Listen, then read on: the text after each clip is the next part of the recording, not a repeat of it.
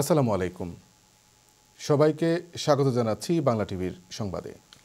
পুরো সংবাদে আপনাদের সঙ্গে রয়েছে আমি মোনাওয়ার মইনুল। শুরুতেই সংবাদ শিরোনাম।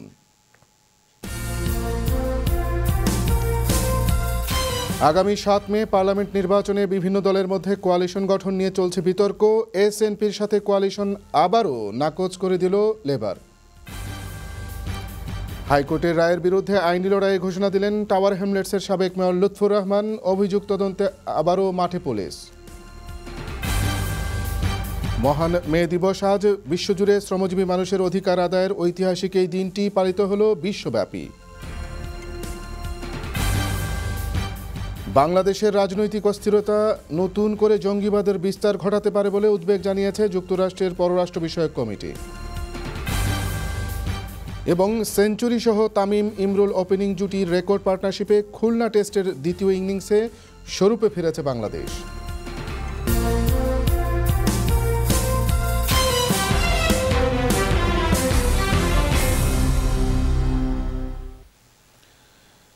দেখছিলেন শিরোনাম, এবার বিস্তারিত।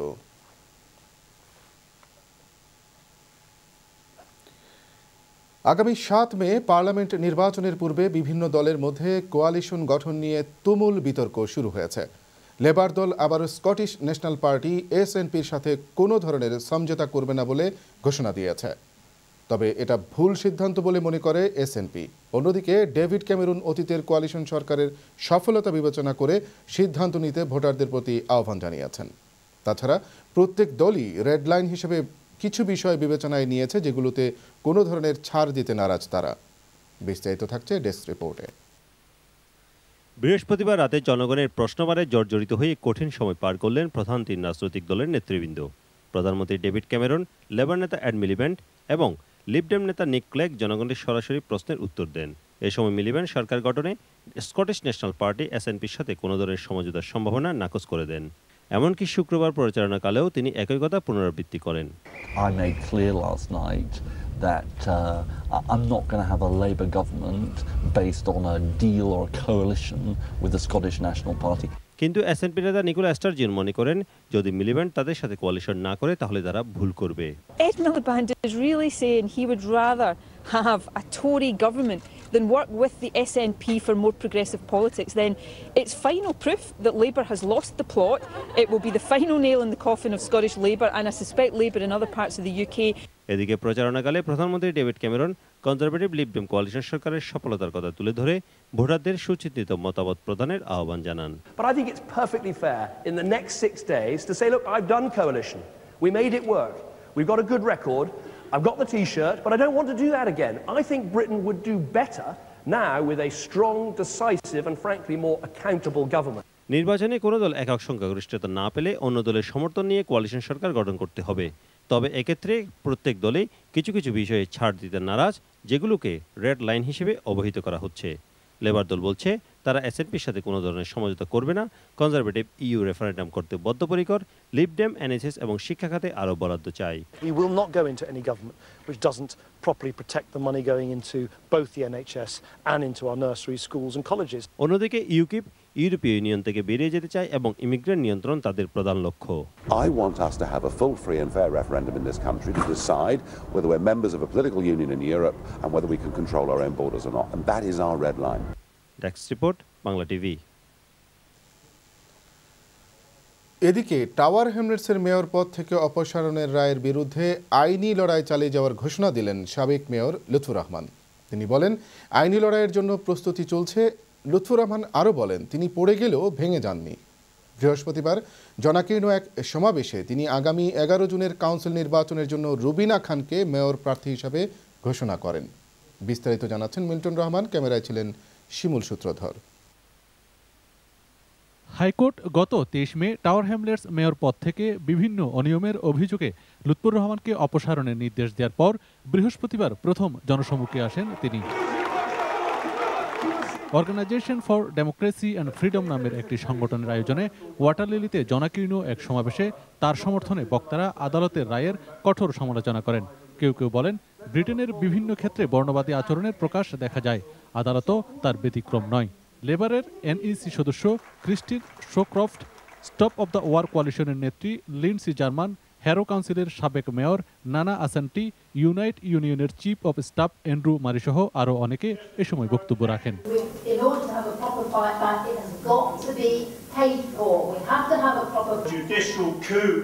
Against the votes of 37,395 people in this borough.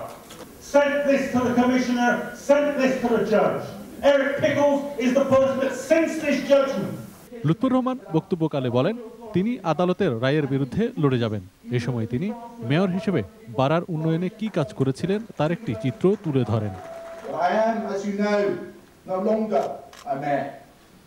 But I can tell you this, I may have fallen, but I am not broken legged. I live here and I will fight for justice and support the people of this borough. Lutfur Rahman এ সময় আসন্ন council নির্বাচনে তার দলের পক্ষ থেকে রাবিনা খানের নাম ঘোষণা করেন। Sisters, mothers, my brothers, my fathers and my uncles in this great borough. I want to commend to you and put forward to you Councillor Rabina Khan. এ সময় রাবিনা খান বলেন, তিনি নির্বাচিত হলে লুৎফর রহমানের রেখে যাওয়া কর্মসূচি বাস্তবায়নে কাজ করবেন। In June, and we need to make sure that democracy is sustained and that your voice is still here and that justice for him, Lutfur Rahman, is sustained in June. Sure. What can we offer? What can I offer? I can offer you what I have learned from the experience of working with Mayor Lutfur Rahman. I can tell you, you want transparency, you're going to people's question time with the mayor with me. বৃহস্পতিবার এই অনুষ্ঠানে লুৎফর রহমানকে আইনি লড়াইয়ের আর্থিক সহায়তার জন্য সকলকে সহায়তা করার অনুরোধ জানানো হয়। এর জন্য লুৎফর রহমান লিগ্যাল ফান্ড নামের একটি ব্যাংক অ্যাকাউন্ট সম্বলিত ফর্মও সরবরাহ করা হয়। Milton Rahman, Bangla TV news, London. এদিকে লুৎফর রহমানের বিরুদ্ধে আনিত অভিযোগগুলো নিয়ে নতুন করে তদন্ত শুরু করেছে মেট্রোপলিটন পুলিশ। এর জন্য একজন ডিটেকটিভ সুপারিনটেন্ডেন্ট নিয়োগ দেওয়া হয়েছে। নিয়োগপ্রাপ্ত গোয়েন্দা কর্মকর্তারা হাইকোর্টে প্রকাশিত 200 পৃষ্ঠার রায় পর্যালোচনা করবেন। ডেইলি মেল সহ বিভিন্ন পত্রিকায় প্রকাশিত রিপোর্ট থেকে জানা যায়, হাইকোর্ট প্রকাশিত অভিযোগগুলোর মধ্যে অন্তত 5টি অভিযোগ রয়েছে যা আগে পুলিশকে অবহিত করা হয়নি। এই অভিযোগগুলো খতিয়ে দেখা হবে বলে জানিয়েছে স্কটল্যান্ড ইয়ার্ডস।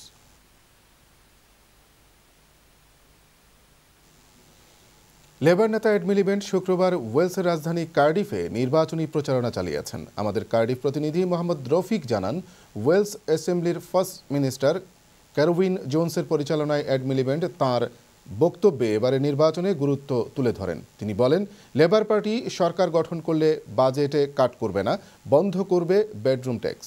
এ সময় অন্যান্যের মধ্যে উপস্থিত ছিলেন কার্ডিফ ওয়েস্ট এবং কার্ডিফ সাউথের লেবার পার্টির এমপি প্রার্থী যথাক্রমে কবার ব্রেনান, মারি উইলিয়ামস, কার্ডিফের deputy lord mayor Ali Ahmed, councillor Dilwar Ali, councillor Peter ব্যাডবারি।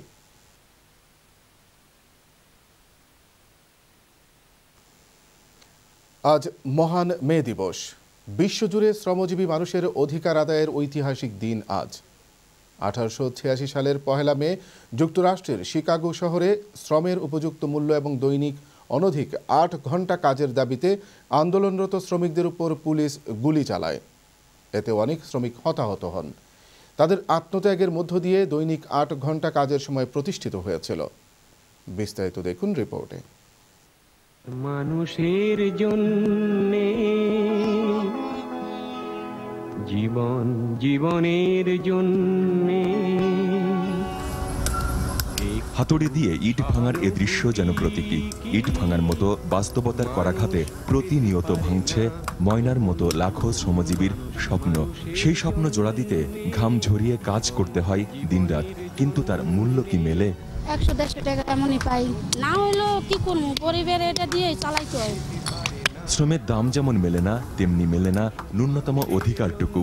কিন্তু কিসের অধিকার তাও যে জানা নেই এই নারী শ্রমিকের। 170 টাকা করে কাজ করি, 170 টাকা সংসার চলে, 40 টাকা চাল খাই। শ্রমিকদের যে অধিকারের বিষয়টা সেটা কি জানেন আপনি? না, মে দিবস সম্পর্কে কোনো ধারণা আছে আপনার? অথচ ময়নার মতো লাখো শ্রমজীবীর অধিকার আদায়ে 129 বছর আগে শ্রমিকদের রক্তে ভিজেছে আমেরিকার শিকাগো শহরের মার্কেট। দিনে 8 ঘন্টা কাজ আর ন্যূনতম মজুরির দাবিতে 1886 সালের 1 মে রাস্তায় নেমে আসে 6 লাখ শ্রমিক। তাদের রুখতে পুলিশের এলোপাতাড়ি গুলিতে প্রাণ হারান 11 জন। প্রহসনের বিচারে প্রকাশ্যে ফাঁসি দেওয়া হয় নিরপরাধ 6 শ্রমিক নেতাকে। শ্রমিকদের আত্মত্যাগের অবদান উন্নত বিশ্ব পেলেও অনুন্নত দেশগুলোর শ্রমজীবীরা রয়ে গেছে অবহেলায়। আমার দেশের শ্রমিকদের চাহিদা হলো ভাত খেতে হবে বা বাঁচতে হবে, আর উন্নত দেশের শ্রমিকদের তাদের কি ইন্স্যুরেন্স, তাদের ভালোবাসা থাকতে হবে, তাদের হলিডে করতে হবে, তাদের সুন্দর জীবনযাপন করতে হবে। সবচাইতে বড় হলো মজুরির বৈষম্য। তাহলে কি মিলবে না শ্রমজীবীদের ন্যূনতম অধিকার? সচেতনতা। আসলে আমি শ্রমিক হিসাবে আমার কি দায়িত্ব, আমার কি কর্তব্য, আমি কিভাবে করব, এটাই আমি সঠিকভাবে জানি না। বাংলাদেশের শ্রম আইন যতক্ষণ পর্যন্ত শ্রমিকদের জন্য বাস্তবায়ন না হবে সেই জায়গায় আসবে না। রানা প্লাজা ধসে 1135 জনের মৃত্যুর মিছিল কিংবা তাজরিনের আগুনে 124 জনের প্রাণহানি, শতাব্দীর পর শতাব্দী শোষিত বঞ্চিতদের দুঃখ গাথার পরিসংখ্যান থেকে যায় কেবল কাগজে কলমে।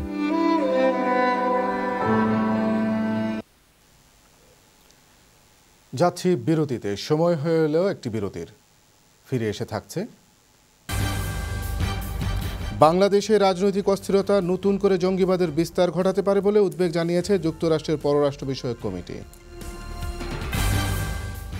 এবং সেঞ্চুরি সহ তামিম ইমরুল ওপেনিং জুটির রেকর্ড পার্টনারশিপে খুলনা টেস্টের দ্বিতীয় ইনিংসে স্বরূপে ফিরেছে বাংলাদেশ।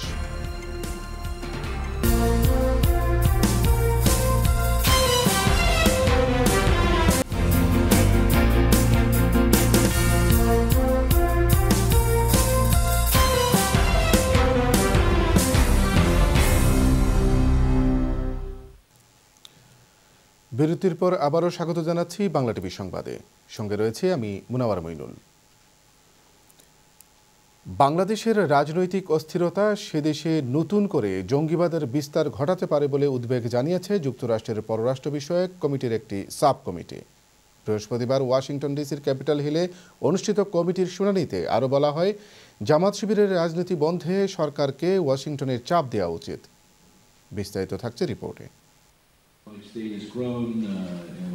যুক্তরাষ্ট্রের এশিয়া ও প্রশান্ত মহাসাগরীয় অঞ্চল সম্পর্কিত সাব কমিটির এ শুনানিতে বাংলাদেশের চলমান পরিস্থিতি নিয়ে আলোচনা হয়। এতে সাব কমিটির চেয়ারম্যান বড় দুদলের রেষারেষিতে ধর্মকে যারা ঢাল হিসেবে ব্যবহার করছেন তারা আরো জঙ্গি রূপ ধারণ করতে পারে বলে উদ্বেগ জানান। এ অবস্থায় গণতান্ত্রিক ব্যবস্থা বাধাগ্রস্ত হওয়ার আশঙ্কা প্রবল।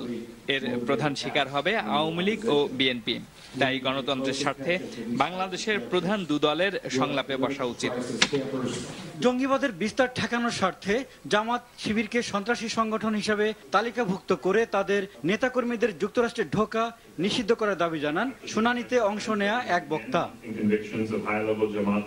জঙ্গিবাদের বিস্তার ঠেকানোর স্বার্থে জামাতে ইসলামী ও ইসলামী ছাত্র শিবিরকে নিষিদ্ধ ঘোষণার জন্য বাংলাদেশের উপর যুক্তরাষ্ট্রের চাপ দেওয়া উচিত। এশিয়ান স্টাডিজ সেন্টারের senior research fellow Liza Curtis বলেন, পেট্রোল বোমা ছুড়ে যারা হত্যাযজ্ঞ চালিয়েছে তাদের অবশ্যই বিচার হওয়া দরকার। শুনানিতে ইলিনয় স্টেট ইউনিভার্সিটির সরকার ও রাজনীতি বিভাগের অধ্যাপক Ali Riaz, US Bangladesh Trade and Relations অ্যাসোসিয়েশনের প্রেসিডেন্ট স্টিফেন ডি ফিলিস্টলি সহ 5 জন বক্তব্য রাখেন।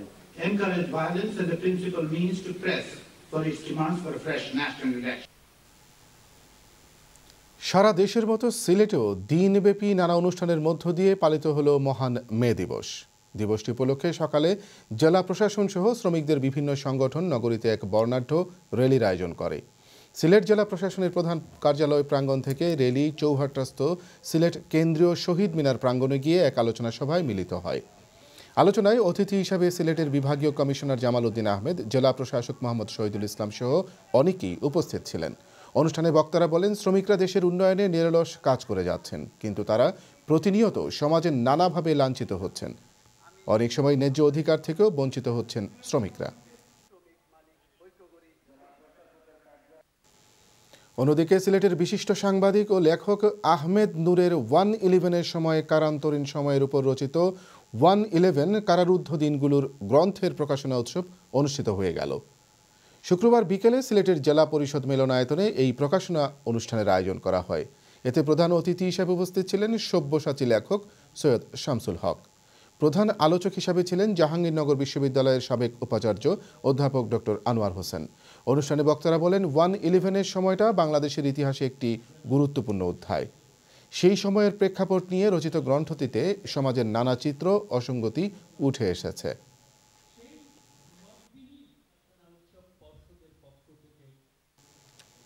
যুক্তরাজ্য আওয়ামী শ্রমিক লীগ ম্যানচেস্টার শাখা গঠন উপলক্ষে এক আলোচনা সভা অনুষ্ঠিত হয় 29 এপ্রিল। আমাদের স্থানীয় ম্যানচেস্টার প্রতিনিধি আব্দুল মতিন জানান, স্থানীয় একটি রেস্টুরেন্টে খলিলুর রহমান চৌধুরীর সভাপতিত্বে এবং সাব্বির চৌধুরীর পরিচালনায় অনুষ্ঠানের শুরুতে মহান স্বাধীনতার যুদ্ধে সকল শহীদদের কথা কৃতজ্ঞতার সাথে স্মরণ করে দাঁড়িয়ে 1 মিনিট নীরবতা পালন করা হয়। উক্ত সভায় অতিথি হিসাবে উপস্থিত ছিলেন ম্যানচেস্টারের বিশিষ্ট কমিউনিটি ব্যক্তিত্ব মহিবুর রহমান বাবু, আলাউদ্দিন আহমেদ, মান্নান খান, গনি আহমেদ চৌধুরী সহ আরও অনেকে। আলোচনা সভা শেষে সবার সর্বসম্মতিক্রমে খলিলুর রহমান চৌধুরীকে সংগঠনের সভাপতি, সাব্বির চৌধুরীকে সাধারণ সম্পাদক এবং রুকন চৌধুরীকে সাংগঠনিক সম্পাদক করে 41 সদস্য বিশিষ্ট কমিটি ঘোষণা করেন। এ সময় উপস্থিত ছিলেন আওয়ামী লীগের সভাপতি এস.এম.এ মুনির।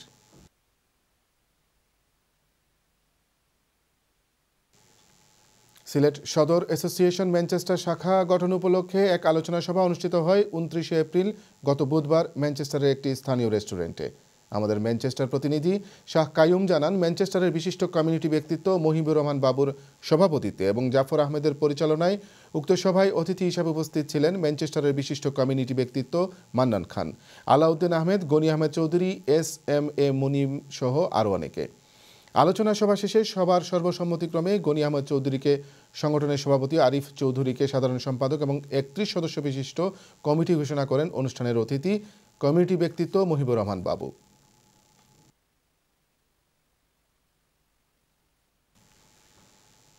ঢাকা ও চট্টগ্রাম সিটি কর্পোরেশনের নির্বাচনে অনিয়মের প্রতিবাদে বাংলাদেশি মুসলিম অ্যাসোসিয়েশন মিডল্যান্ডসের এক প্রতিবাদ সভা বার্মিংহামে অনুষ্ঠিত হয়েছে। বার্মিংহাম থেকে আমাদের প্রতিনিধি মুশফিক চৌধুরী মোর্শেদ জানান, সংগঠনের আহ্বায়ক মাওলানা এ.টি.এম. মোকারমের সভাপতিত্বে ও সদস্য সচিব মাওলানা এনামুল হাসান সাবিরের পরিচালনায় স্থানীয় একটি রেস্টুরেন্টে এ সভা অনুষ্ঠিত হয়। সভায় প্রধান অতিথি হিসাবে বক্তব্য রাখেন যুক্তরাজ্য বিএনপির সাবেক আহ্বায়ক এম.এ মালিক। বক্তারা সম্প্রতি বাংলাদেশে অনুষ্ঠিত 3টি সিটি কর্পোরেশনের নির্বাচনে নজিরবিহীন ভোট কেন্দ্র দখল ও অনিয়মের সিইসির নির্লিপ্ততা ও সরকারের পক্ষপাতের তীব্র নিন্দা ও প্রতিবাদ জানান। এ সময় অন্যান্যের মধ্যে আরও বক্তব্য রাখেন মাওলানা আব্দুল আওয়াল, কারি আব্দুল মুকিত আজাদ, সৈয়দ জামশেদ আলী, মাওলানা আব্দুল মতিন সহ আরও অনেকে।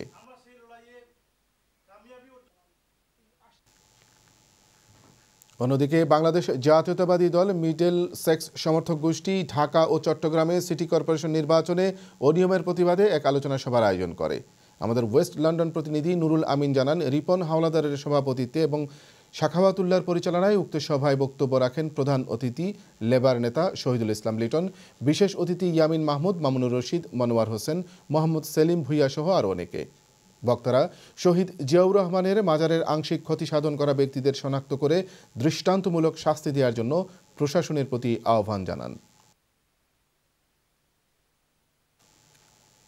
এবারে আন্তর্জাতিক প্রসঙ্গ। নেপালে ভূমিকম্পে নিহতের সংখ্যা ৬,০০০ ছাড়িয়েছে। ভয়াবহ এই প্রাকৃতিক দুর্যোগে আহত হয়েছেন প্রায় ১৪,০০০ জন।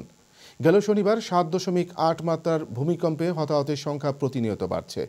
বিবিসি বলছে, শেষ খবর পাওয়া পর্যন্ত নিহতের সংখ্যা বেড়ে ৬,২০৪ জনে দাঁড়িয়েছে, আর আহতের সংখ্যা দাঁড়ানো হয়েছে ১৩,৯৩২ জনে। এর আগে সবচেয়ে ক্ষতিগ্রস্ত সিন্ধুপালচোকে ১,৫৮৭ জনের মৃত্যু রেকর্ড করা হয়। কাঠমান্ডুতে রেকর্ড করা হয়েছে ১,০৩৯ জনের মৃত্যু। নুয়াকোটে ৭০৭ জন, ধারিংয়ে ৫২৭ জন, গোখরায় ৪০৫ জন, কাভরেতে ২৭৫ জন, বক্তপুরে ২৫২ জন এবং ললিতপুরে ১৬৮ জন। স্বাস্থ্য মন্ত্রণালয়ের অধীনে the National Emergency Operation Centre আহতের সংখ্যা ১১,৫৩৮ জন উল্লেখ করেছেন। তবে প্রকৃত সংখ্যা এর চেয়ে আরও বেশি হবে। প্রধানমন্ত্রী সুশীল কৈরালা সতর্ক করে দিয়ে বলেছেন, মৃতের সংখ্যা ১০,০০০-এ দাঁড়াতে পারে।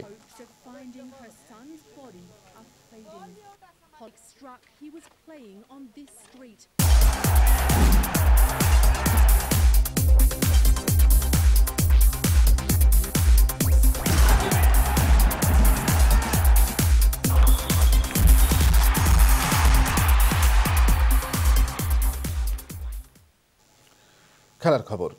সেঞ্চুরি সহ তামিম ইমরুল ওপেনিং জুটির রেকর্ড পার্টনারশিপে খুলনা টেস্টের দ্বিতীয় ইনিংসে স্বরূপে ফিরেছে বাংলাদেশ। টাইগারদের দাপটে ব্যাটিংয়ে জয়ের পথে এগোচ্ছে সিরিজের প্রথম টেস্ট। পাকিস্তানের বিপক্ষে বিনা উইকেটে 273 রান নিয়ে 23 রানে পিছিয়ে থেকে চতুর্থ দিনের খেলা শেষ করেছে মুশফিক বাহিনী। বিস্তারিত থাকছে ডেস্ক রিপোর্টে। প্রথম ইনিংসে 296 রানে পিছিয়ে থাকার বোঝা নিয়ে দ্বিতীয় ইনিংসে ব্যাটে ধরেন তামিম ইমরুল জুটি। চাপ ছিল সেশন বাই সেশন উতরে যাওয়ার। সমর্থকদের সঙ্গে ম্যাচ বাঁচানোর শঙ্কা টাইগার ব্যাটসম্যানদের মনে উঁকি দেবে এমনটাই ছিল স্বাভাবিক। সে ভাবনার পালে হাওয়া লাগতে দিলেন না স্বাগতিক ওপেনার তামিম ইকবাল ও ইমরুল কায়েস। প্রথম দিনে যেখানে ব্যাট বলের বোঝাপড়ায় হিমশিম খেতে হয়েছে টাইগার ব্যাটসম্যানদের, চতুর্থ দিনে মঞ্চস্থ হলো তার উল্টো চিত্র। দ্বিতীয় সেশনে 31 ওভারে দুজন যোগ করেন 142 রান। নিজের স্বভাবসুলভ ভঙ্গিতে চলতে থাকে তামিম ইকবালের উইলো। রিয়াজ, জুনায়েদ, হাফিজদের বাউন্ডারি ছাড়া করেন, কখনো কাভার ড্রাইভে, আবার কখনো ডাউন দ্য উইকেটে। 11-4 3 ছক্কায় 123 বলে তুলে নেন পাকিস্তানের বিপক্ষে প্রথম আর ক্যারিয়ারের সপ্তম সেঞ্চুরি। প্রথম বাংলাদেশি ক্রিকেটার হিসেবে সর্বোচ্চ সেঞ্চুরির মালিকও এখন তামিম।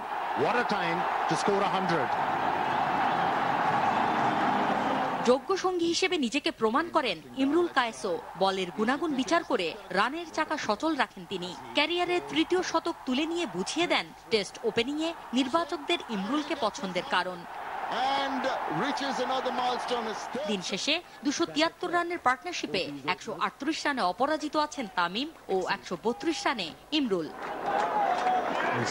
এর আগে 5 উইকেটে 537 রান নিয়ে দিন শুরু করেন আসাদ শফিক ও সরফরাজ আহমেদ। তাইজুল, সাকিব আর শহীদের আক্রমণে 91 রান যোগ করে 628 রানে থামে পাক প্রথম ইনিংস।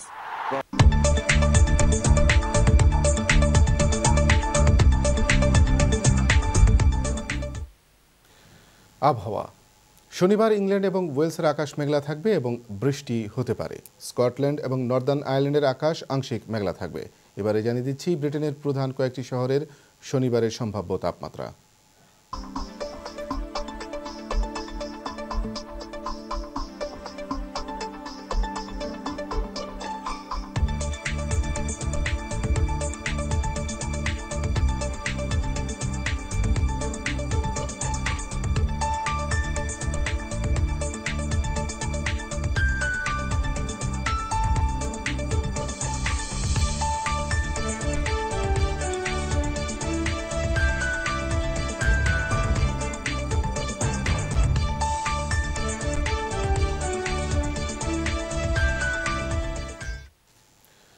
এই ছিল আজকের বাংলা টিভির সংবাদের আয়োজন। শিরোনামগুলো আরেকবার জানিয়ে দিচ্ছি। আগামী 7 মে পার্লামেন্ট নির্বাচন, বিভিন্ন দলের মধ্যে কোয়ালিশন গঠন নিয়ে চলছে বিতর্ক। এসএনপির সাথে কোয়ালিশন আবারও নাকচ করে দিল লেবার। হাইকোর্টের রায়ের বিরুদ্ধে আইনি লড়াইয়ের ঘোষণা দিলেন টাওয়ার হ্যামলেটসের সাবেক মেয়র লুৎফুর রহমান। অভিযোগ তদন্তে আবারও মাঠে পুলিশ। মহান মে দিবস আজ। বিশ্বজুড়ে শ্রমজীবী মানুষের অধিকার আদায়ের ঐতিহাসিক এই দিনটি পালিত হল বিশ্বব্যাপী। বাংলাদেশের রাজনৈতিক অস্থিরতা নতুন করে জঙ্গিবাদের বিস্তার ঘটাতে পারে বলে উল্লেখ জানিয়েছেন যুক্তরাষ্ট্রের পররাষ্ট্র বিষয়ক কমিটি। এবং সেঞ্চুরি সহ তামিম ইমরুল ওপেনিং জুটির রেকর্ড পার্টনারশিপে খুলনা টেস্টের দ্বিতীয় ইনিংসে স্বরূপে ফিরেছে বাংলাদেশ।